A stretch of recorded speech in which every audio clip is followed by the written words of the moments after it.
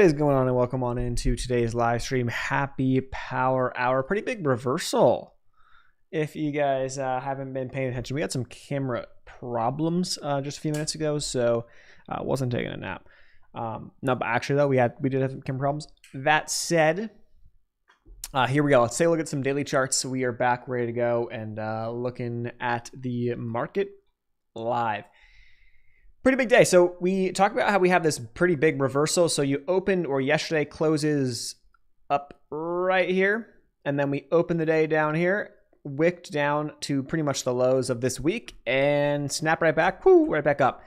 Now, inside of this, you still have a 10-year that is up around 4.8. It did pop up to 4.888 again. The dollar is at 106 on DXY, which is kind of starting to pull back a little bit here. I mean, is that bad? I don't know. We'll see. This has been strong, right? You can't deny the strength until it breaks down, so it hasn't broken down yet. But there's that. VIX is down 6, almost 7%. VIX is at down low, near low of day. SPY is currently up 1.38%.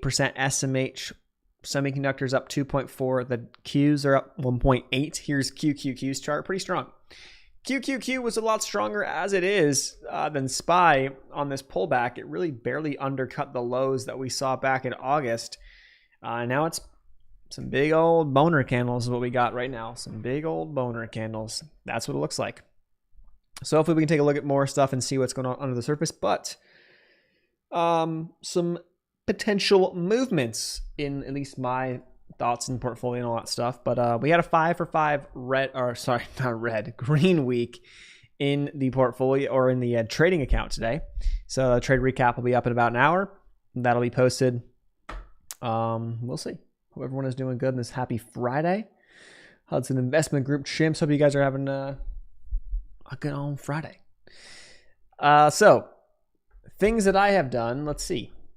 Inside of this bad boy, which currently sits at around $9,917.88. That is the Robinhood portfolio. A bunch of options sold / spreads. There's actually some spreads in here that I essentially did as an example for something. So I'm going to let them ride because I kind of like them, but they're just in there. We do have one put backside protection in GameStop, believe it or not. Why? Here's GameStop's chart, and if we take a look at what we got on this bad boy, she's breaking down under some pretty big spots. Now, my stop loss on GameStop is if it gets back over 18-ish, I'll be out. But I am targeting $10.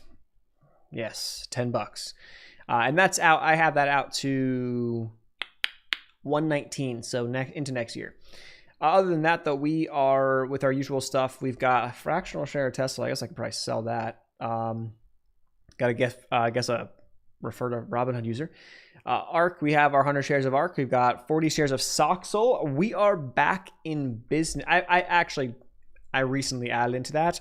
I like the strength that I see in Soxol, and I essentially have like not a bracket order, but I have a stop loss on it already. Stop loss on this is under 17. So I'm essentially risking the lows of this pullback on SOXL. So that's right here. I got in around, let's see where I got in. Around 19, so 18.98 is my average. And we're risking those lows. And I'm targeting 23 to 24, 25, maybe there. And then I'll be looking to take profits on that and just leave that thing on, let that thing just do its thing. That's the deal, but nothing big. There's nothing insane there, and then everything else is pretty much kind of the way it's been, except I am now in SLV. So see above there, that's SLV. I used to have AGQ. This was my silver position. Was AGQ. I sold it on Friday of last week at around 25 something, somewhere in the 25s, and then I shorted it via puts. I took profits on those puts. The last one I got out today. I had 4 or 5 of them. I sold the last one today. And now I'm in SLV. Now, I wanted to do this a little bit less leverage, a little less volatility, still get my silver exposure, get my 100 shares. We can sell covered calls. So we can still run the old covered call play. Not to mention, too, with SLV, pull her up here quick. you don't have as much volatility, right? And we could certainly go down on this further, but my thought process was, okay, if silver were to go down to lows of, let's just say, I don't know, last summer, that's SLV down to 16. I'm buying it here in the 19s. I got to risk $300 for it to do all this. Versus if I was to be an AGQ plus the decay factors, if silver was to get hit that hard, AGQ would be I'd be risking about $500+, so I'm risking less. Yes, I'm making less upside, but I can sell covered calls every week. Not to mention though, I likely will not actually be still holding silver or SLV if it breaks underneath this 1839 area, which would mean about silver dropping below $20 and holding below 20. I would probably just cut the silver play. So really, it's not that much of a risk. It's about $100, and we'll be selling covered calls and riding it up if it goes up from here. But I did want to get the exposure. I've been talking about it for a while, and I figured that this would be a good time to do it on this pullback on silver. If there's a time, I don't feel like I missed out because I'm not just selling AGQ at the lows. I sold AGQ for like a 9% gain, plus all the covered calls. I sold all the cash flow, probably was closer to 20%, maybe more, on my original investment. And then I shorted it, made a chunk of change on the puts, and now I'm in back long. So honestly, it worked out. You kind of like threading the needle a little bit, but it worked out okay. So I'm okay with that. And that's the only really big updates, I think. Across the board, just got the JEPI dividend, and it had that reinvested back on in. I think it reinvested back in today, or at least I got paid the dividend today or something like that. I got the notification yesterday. So that paid nice. That paid 36 cents a share, which is nothing insane, but it's a nice little piece of a nice chunk of change. I'll tell you that. Currently averaging around a 10% yield on JEPI for you to just pretty much sit back, relax, have some market exposure, but just kind of lock that divvy in month after month after month, have it reinvest and compound. I also have recurring investments on it, so I have a recurring buy on it.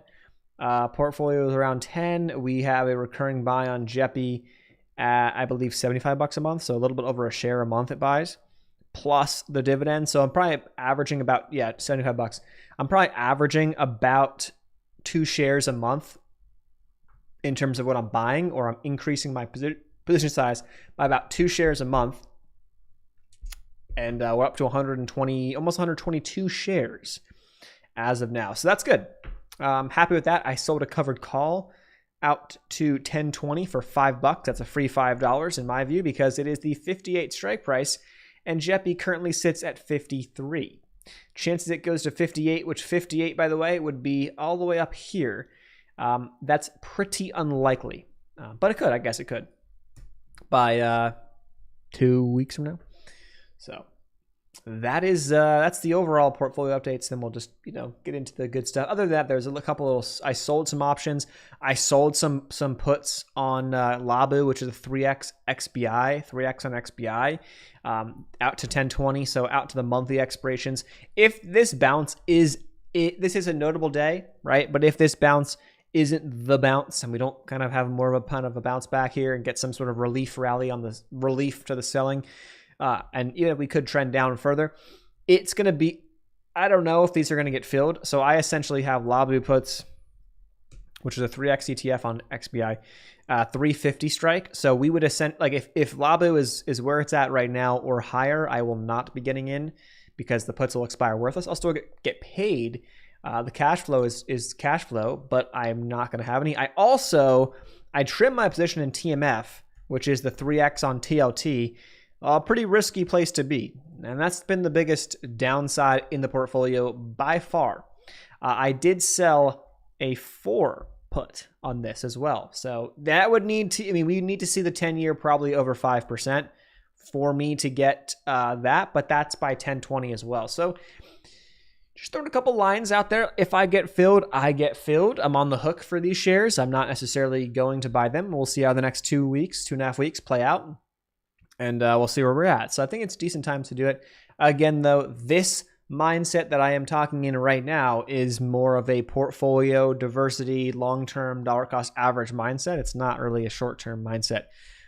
For the most part, I'm not going to just hold stuff blindly if it's, destroying a portfolio. If I don't want the exposure to that place. Like, for example, silver is like that perfect thing. Like, yeah, I would like exposure to the metals. So I'm like, okay, I'll go to silver. But if silver starts breaking down below 20 bucks, I'm looking at my levels. I'm like, I could just leave it alone. I'll just leave it alone, let it do its thing. If it bounces, great. If it doesn't bounce, it doesn't bounce. If it goes down more, great. I save myself, from getting suckered into some, to silver. That's kind of my thought process there. Pretty sizable stops on like stuff like that. But again, the idea here is for like more of a diverse, piece or diverse portfolio. I've also have a slowly developing position in Bitcoin, which I do already have exposure here. I have BITO, which I've talked about, from whenever I bought it a while ago. By the way, this also gets a decent little dividend. We have a position average at 1466. It's currently at 1432. I didn't realize that, but I guess Bitcoin has been kind of inching its way back on up. Kind of forgot about it. I'm not looking to get out of this unless we get a really big rally. And I will be doing that via the selling of covered calls. And if they take me out, they take me out. But I haven't sold a covered call here in a little bit because we know how Bitcoin is, right? And I'm just scared that I'll sell a covered call today or tomorrow or whatever day.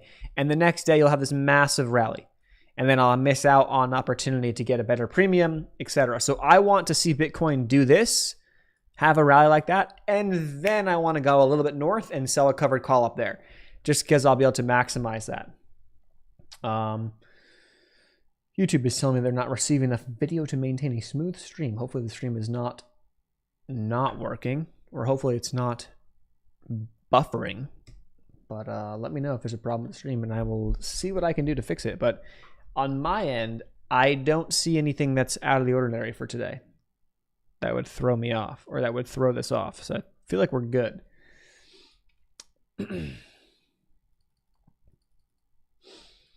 What's going on? August?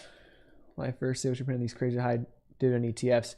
The thing with here's the thing with the dividend ETFs. I like them, but I also don't. My view on them would be simply this. If you could do it yourself, do it yourself. If you have, let's say you have $10,000 in a portfolio, like this portfolio could be a good example. Right now I'm using margin to play that game, which is riskier. Yes, sure. It's expensive, sure. But via covered calls, via the dividends, I'm not that concerned about that. That's just my style and the way I'm going to do it. If I was in massive margin on next week calls or puts, I'm a dumbass. That would be dumb in my view. Going into margin or using theoretical margin, not really using margin, to sell puts. So it's like the buying power is like taken away because I might need that collateral later on, but I'm not using the margin now. Or to be into like heavy dividend ETFs, it's not as big of a deal in my view, so I can sell covered calls. But if you were looking at like a TSLY, right, as an example, like these are not bad times if we do bounce here. Like these are not bad times to be getting into these ETFs. You are there for the downside. You are there if Tesla gets crushed into earnings like in 2 weeks or whatever it is, you're there for that. You are going to get hit. Tesla rallies back. Let's say Tesla rallies back massively in the coming weeks after that, huge fourth quarter rally, I don't know, something like that. And you're not going to be there for that full move. So Tesla could go crazy. Your gain is going to be capped on the upside. And in turn for that capped gain, they'll pay you a dividend. And that dividend could be pretty juicy if the stock is trending up, and the call options are like just juiced out of their minds. Like they can be getting some good premiums. So it could pay back a little bit, but they haven't been around long enough for us to really be able to be like, okay, had you just invested $1,000 into Tesla versus TSLY for the past 5 years, here are the returns. And because we can't, you could probably go back in time and see how this would perform, but because I haven't seen them, I haven't had enough data, I'm not the biggest of fans if you can afford the 100 shares of the stock. So essentially what's happening here is they're just selling options on the stock. If you could just take your money, put it all into SPY or all into QQQ for QQQY, and then sell puts or sell calls, like the same strategy that they're using, you can avoid the fees from the ETFs. And also, you would probably be able to kind of manage that how you see fit, which build your own strategies and whatnot from there. Buffering a bit now. Yeah, now YouTube is saying it was like excellent connection. Now it's like shit connection. I don't fucking know, dude. Everything on, well, actually OBS is looking a little wonky here. Now that I got it pulled up. Give me 1 second here. I don't know why, you know? Sometimes just things are good, things are bad. I don't know. Now it's getting the green light. I got the green light now. I've never, it's very, very rarely give me a problem. But hopefully it's good now because I got the green light on this, on the OBS end. Refresh my YouTube. Worst case, I can always restart it, I guess. But yeah, that's my take on the whole dividend ETF stuff, because they're good. Like if you had $1,000 and you couldn't buy, you know, the 100 shares of Tesla and you want to split it up into a couple of things, great, and it's going to give you cash flow and it's good. But nothing, they're not. I don't think that they're bad. I don't think that they're bad. It's just that I would prefer to do it myself if I had the capital to do so. So if you don't have the capital to do so, to do what they're doing, then great, they're great options. I think they're good options, or at least they could be good options. Hopefully the stream is back. Buffering. The thing that sucks is it's like I can't really control that. You know, I wish I could, but there's not much I could potentially. I mean, I can, outside of restarting the stream, ain't much I could probably do. If it's still bad in like a minute or two, we can restart it. I have the OBS is giving me the green light on my, it's like the streaming software that I use, but YouTube is still giving me like an error message. Oh, now it says excellent connection. Look at that. All right. It seems like we're kind of back. If it happens again, we'll have to restart it. As much as I don't want to do that. At least no commercials. Yeah. Yeah. Here's oil. Now I'm testing out on the cap of the capital appreciation. I'm not a fan. That's the thing. So like the way that I would view it, like in reality, is like they're good for consistent cash flow and stuff, but there's that. So like from a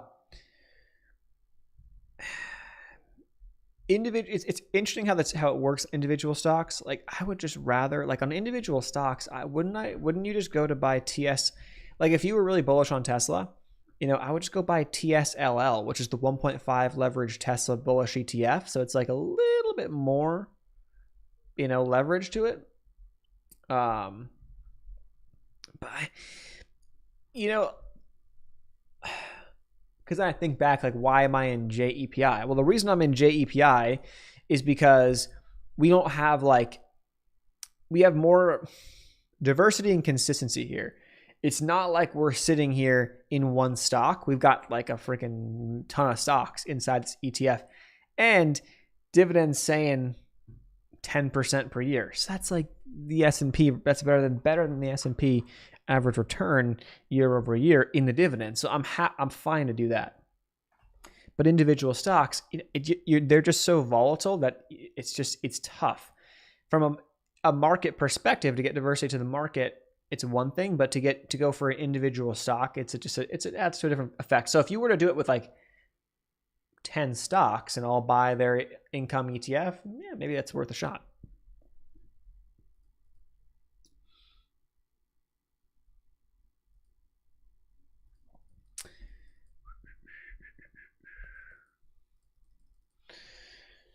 If we knew how the markets went up a ton today, right? That would be no. But part of the game is it's a combination of things. No one actually knows. If I sit here and say, yeah, I know why, I have no idea. People who think they actually know probably should check themselves, in my opinion, because it's like I mean, or you can say all you want to say. You can make up your arguments and stuff and whatever. But this morning we had the news. Like the market's going to react off of news no matter what. Headlines, like just algorithms and shit are going to react. So this morning, what's today's date? Today's the 6th. They already pushed it back to next week. Today's the 6th. So we had unemployment rate, all this stuff, hourly wages and all this crap. Employment report. It comes in again, and I think it pretty much, generally speaking, came in stronger than expected, meaning that the job market's stronger than expected. Unemployment rate did actually pop up a tenth compared to where they thought it was going to be, but not a big deal. And so the take on that is like, oh my, rates are going to be rates can go higher. Rates can go higher because the market and the economy, or not the market, the economy is strong. So you kind of have that piece. And then people start to recognize, as part of the game is this, like you can think of it as, well, you start looking forward, like, yes, that in the short term does not look good, but then it's like, wait a second. Oil's coming down. If CPIs have been trending down, like inflation's been coming down, all these things are coming down. The real reasons why they're raising rates are moving forward into next year, are they looking better? Now, are we going to get 2%? How do we know? Who knows? Who knows if we're going to get 2%? Who knows, right? But all that stuff is coming down. So looking forward, like, oh, well, at some point, right, we'll have to adjust to higher rates, but at some point it's like, well, the economy's kind of good. Maybe it's a soft landing kind of thing. Maybe we're looking okay. Like these good job numbers at some point are not bad. Like they're not going to be a bad thing for the market. It's going to just kind of be a thing. It's not going to be like, oh my God. So you can think it maybe that has to do with it. I don't know. I just look at it saying, hey, we're pretty oversold. We had pretty nasty, well, not nasty, but pretty decent bearish sentiment, mostly bearish the past couple of weeks. And it got pretty, 40+% bearish is pretty strong. And we also look at fear and greed. You look over there too. And that's sitting here at, what is it now? Probably into, it's back into fear, but it was into extreme fear a couple of days ago, back down around 17, whatever it was. It dipped down. Let's see where the timeline has it down to 18. I think I saw 17, but it hit 18 on the timeline. So you got some pretty good indicators of like, oh, we could probably reverse. Like this wouldn't be surprising if we reversed, So jobs came in super hot. Yep. I mean, that's the thing. But what I like to look at though is I like to look at for this whole inflation argument or talk, I'm looking here and I'm going to keep looking here. So this is saying 2.46. It has been starting to trend down a little bit again, just a little bit. We'll see. Now, the strong jobs feeling inflation, like there's a whole, like that's a whole argument of itself. The reality though is that we'll see how things go, but if you get enough, if you're seeing, I've been seeing some good stuff from an inflation standpoint in the housing sector, rents. You've been seeing the oil's coming back down, which is an encouraging sign for like headline CPI. Of course, potentially bleeds into your core CPI and whatever, PCE and all that stuff. It could, but signs may be looking good there. So we shall see. I don't think that the rates are going to be necessarily as correlated to high CPI. Rates go up necessarily as much as it maybe was that sensitive the past year or so. And it's kind of like that story is kind of moving beyond. I think now it's more of like, can the economy sustain it and hold it? And if so, great, we can maybe kind of inch higher in rates. If the economy can't, different story. So 10 years at 4.784. Dude, it's freaking, I wonder if I could like reset OBS, if that's possible. Midstream, or does that mean I have to cancel the stream and then reset the stream to get back to what we got going on? Of course. Now it's green. Now it's green again. So that's like just being maybe it's my internet for all I know. I have no idea because I technically don't have control of my internet. Yeah, I mean, which kind of sucks because we essentially get, which is the first time I've had this happen. We have at this apartment, they have It's a brand new. The building just got installed, built like a year ago. So we're the first ones to move in, and they installed Wi-Fi in the building, which in theory sounds pretty cool. Like it's easy, like an easy sell. Oh, you don't have to go buy Wi-Fi. It's just included in your rent. It sounds cool. It has not happened very much, but what's to say? Who's to say that, you can't have Wi-Fi go down when you're in the middle of something semi-important or extremely important, like a live stream, like our Friday afternoon live stream. Picture that. I mean, it's happened a couple times over the past year, but it's not down. It's just like, if there's an issue, it's like I can't control it, unfortunately. So we must march on, and as it is, right? I want to pull up FinViz and check this out. I mean, my Wi-Fi seems to be working fine here, but obviously the stream is being a bitch. Today is not as strong of a day, to be honest, as we may have thought. We have a 69% advancer percentage, which means 69% of stocks on the New York Stock Exchange, NASDAQ, AMEX are advancing. Pretty cool. But many are not, or many are hitting new lows compared to new highs, and only 18% of stocks are above the 50-period moving average. Pretty impressive, which means there's a lot of carnage under the surface of SPY, QQQ, and then the top stocks inside of those guys. Because if you look at the top stocks inside of those guys, some good looking charts. I mean, there's some strong charts. Google, holy shit, I didn't even realize this. Google has been on a trend. Oh man. You know what hurts when you look back at some of these things that you were, like, I was in a Google trade today. I made money on it, but I actually had my first one stopped out because I got in initially here. I stopped out on this stupid little wick on a REWAP, and then I got back in, made money on the play, but it has literally just completely trended the entire day. Which is pretty impressive. Pretty impressive there. But that chart, right, daily chart wise, that looks pretty darn good, right? Google looks like it's headed back to a new high of the year, just like that. Now, not new all-time highs, but it's nearing 140. All-time highs are up towards 151. We don't have to go 152. Oh my God, we only have to go like $13 on Google for a new all-time high. It's pretty impressive. Meta in the same category here, though. Meta, look at this. Beast. I opened up a paper account with the prop firm I'm going to probably be using just to make sure I can test it all out. So I'm testing now swinging over the weekend. I don't know how the rules work, so I'm just going to hold it over the weekend and see what happens. And I think it's fine. But I have a meta swing on just shares on this. So I'm in on essentially, I think I'm in from like $3 low. It's already up like $3 from when I got it. Let me just see. Let me just double check. It uses MetaTrader 5. Yeah, I'm up. I'm in just under 314. So I'm up like 200 on 100 shares. So I'm up like $208 on it. But I want to just see. My targets are actually up, higher. But yeah, I want to see if we can break that. And that looks really good. So like Meta's another one of those charts, like their stocks, where it's like, oh my God, like this thing has held up pretty darn well. It just didn't want to die. It just didn't want to die. So there's a lot of charts out there, and even same with NVIDIA. NVIDIA had many opportunities to die, and it could totally, there was many, it could have just right here, it could have just said, screw it, we're dumping, and at least until this week, it could have given us some really nice downside back into the sub 400 range, just never did it. Never did it, right? Technically put in a higher low, held 410, held the 400 level. And now here it is up 2.3 on the day. Not that it's necessarily back at highs, but it's not that far away.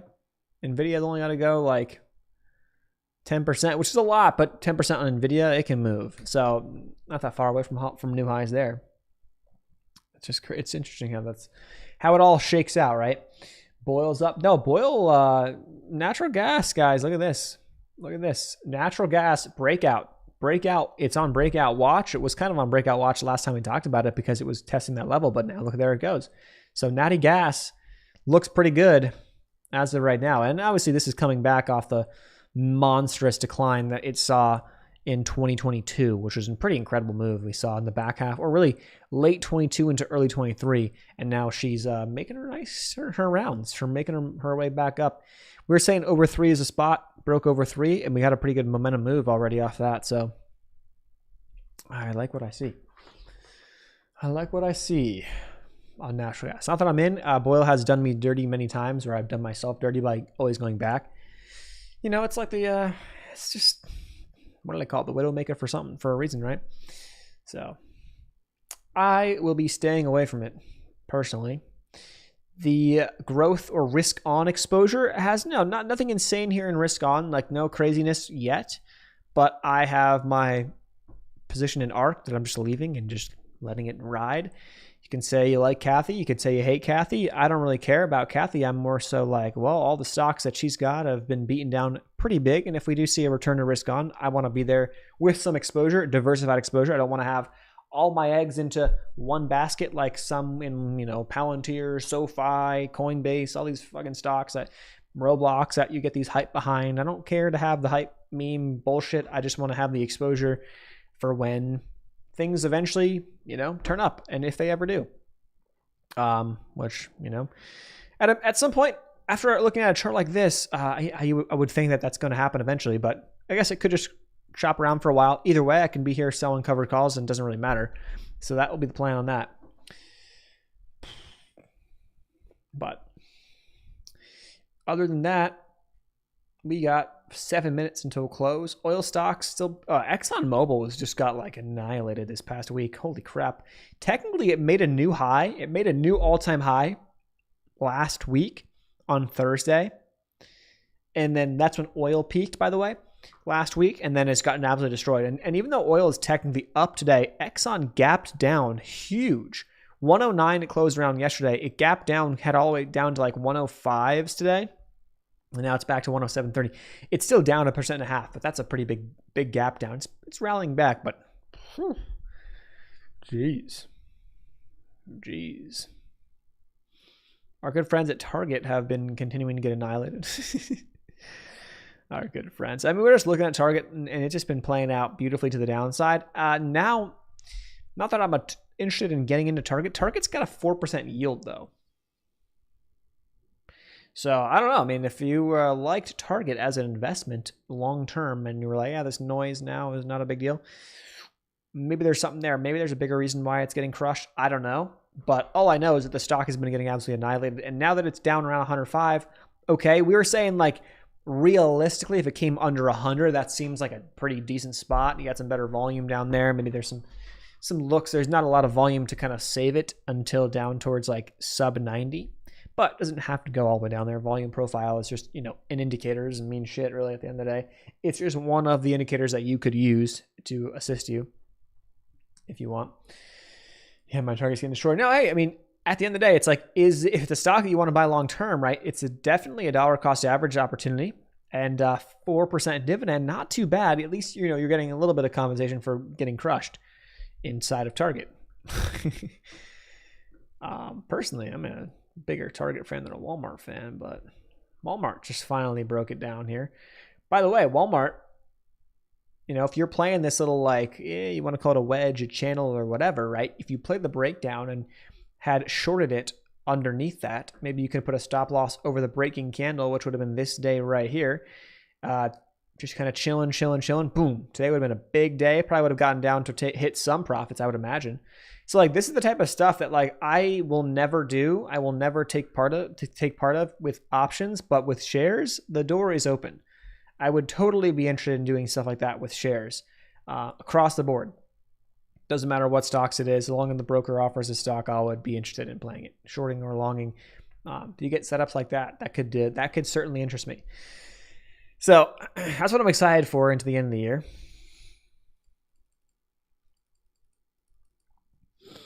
Pep crashed pretty hard, turns out.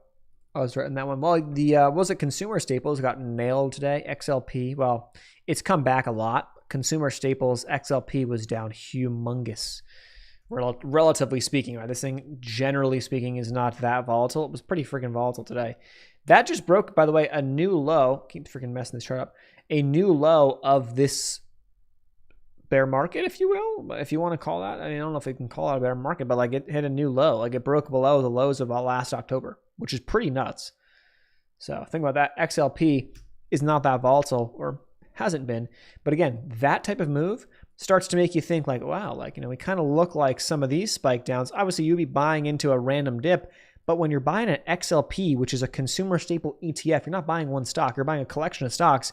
It makes it a lot easier to buy a dip like this when you don't know when the bottom is coming. If you're just looking at dollar cost average into it and just hold it for who knows how long, years maybe, or even just building out that portfolio. Like, these are just opportunities. I mean, could it go and pull this? Yeah, but we've seen what happens every time. It snaps back fairly fast in months when, so who knows?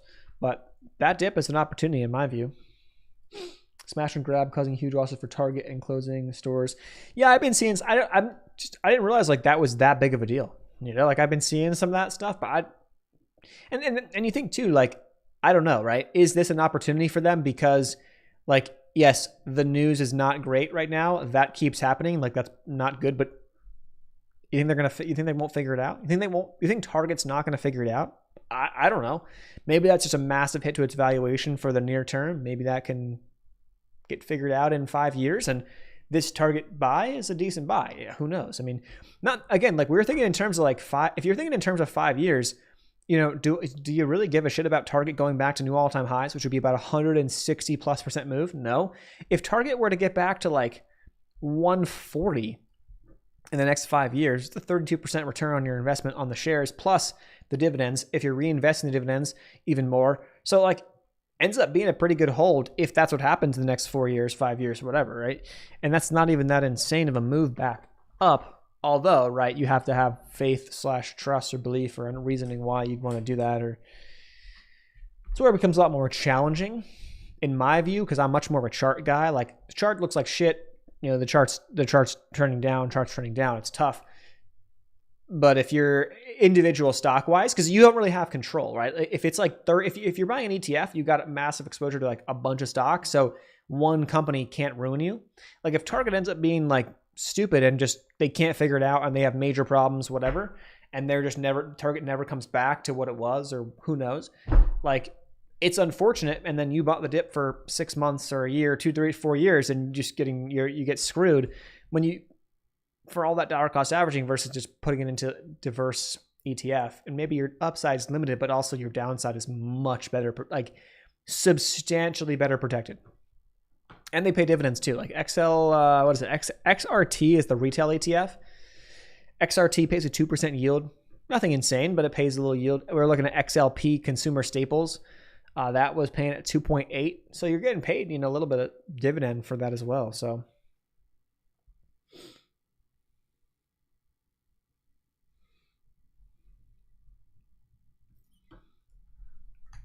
well, maybe that's why the whole Costco stuff, even Walmart technically has those receipt checkers. Maybe that's I never really thought of it that way, but maybe that's part of the deal, right? It's part of why they do that, to protect themselves a little bit, to prevent some. Not that it really matters. People are going to steal, they're going to steal, but you can help a little bit. That Pepsi move is pretty incredible move there on Pepsi. All right, the market is now closed. Finished the day. The Dow is up 0.87. The Nas is up 1.6. S&P 1.18. So not as much as it was a few minutes ago. Pulled back a little bit into the close. And the Russell's up 0.95. 69% of advancers. 8% of stocks new highs. 91% new lows. 18.1% of stocks above their 50 SMAs. That number can change in a hurry if we do get a decent rally. That could change in a hurry. So just keep an eye on the sky, if you will, on that. But it's generally a pretty good indicator of reversal when we see a lot of stocks below their 50 moving averages. Some sort of relief bounce is coming. You kind of could suspect something was brewing at some point. You just didn't really know when, and that's the thing. It's tough to say when, but something was bound to brew. Now, as it continues into next week, well, let's talk about next week. Next week is a pretty jam-packed week. You got some minor Fed speakers on Monday. Tuesday, not much. Optimism index, wholesale inventories. Wednesday, producer price index.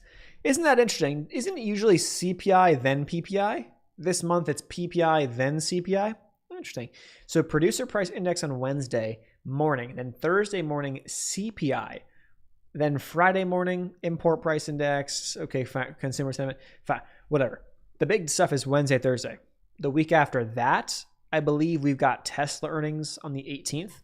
So you've got some stuff coming up, and then earnings starts to get interesting again. So it's going to be an interesting. Also, Fed minutes next week on Wednesday at 2 p.m. So you have the PPI comes out, then the minutes from last meeting come out, which is probably going to have, whatever it's going to have in there. A Fed speaker is saying, "Oh yeah, we think we can raise one more time by the end of the year." It's probably what the consensus of that FOMC meeting is going to be. And so next week, rates going higher for longer, and that's the talk is going to come right back into the market probably again. And then Thursday you get CPI, and so the best way to shut up Fed speakers like saying that would be to see these numbers come in low, and then whatever they say is not, I'll say irrelevant, but it's relevant to a degree. But then if the data keeps coming in low, then the Fed's going to change eventually. And so, it doesn't really matter what they say now, because that's data coming from 3 weeks ago. That's news from 3 weeks ago. Like we're on to the next. We're on to the current data, right? Which even that is not that current. But that's where we sit. So with that set up, I'm going to wrap things up here for this Friday, October 6th. Massive weekend of football. Massive weekend of football. I have one bet on. I'm taking Alabama -1 versus Texas A&M. Now, essentially, that game's a pick 'em. Essentially, meaning like the odds are very even. Like who's going to win, which I think is pretty incredible. That Texas A&M is that good. It's Bama, right? So it's like usually Bama has the edge there. I thought maybe the spread would be like 3 or 6. No, it's a 1-point spread. So that's my only thing. The only other one that I liked was maybe Georgia, Kentucky. Kentucky is getting 14.5, depends on where you look. 14.5 is a lot. Georgia, it could be a close game. Kentucky, Georgia, pretty good. Georgia should win, but Kentucky could give them a handful, right? So that's kind of my looks. Outside of that, NFL, as we've seen, if you go back to last night, there's absolutely no way to know. No way to know. What you want to do in the NFL is you want to go and find the super highs and the super lows, and then bet the other way after. So like the Bears suck ass. No one's picking the Bears. Bet the Bears. One team is looking amazing. They're looking so good. Bet against them. I mean, like that's kind of how you'd want to do it. That's how the NFL works. College, it's a little more, when it comes to that. I mean, it's not. They're both interesting, but I think I got a free trial of Fubo TV, but comparing that to YouTube TV, you can get it a little bit cheaper with the sports package to get Red Zone. I think I'm making the jump, at least through the football season. I also want to get basketball season coming up for college basketball. It's tough. It's going to be tough to not have it and to have to not that I would ever do this. Not that I would ever find streams illegally online and stream. No, I would never do that. But it's, having the massive TV, it's just nice to be able to pop it up. But yeah, otherwise, not that I do it, but you'd have to go and find the streams illegally, technically, and then watch them there and deal with the ads and stuff. But that said, thanks so much for watching. I'll see you guys in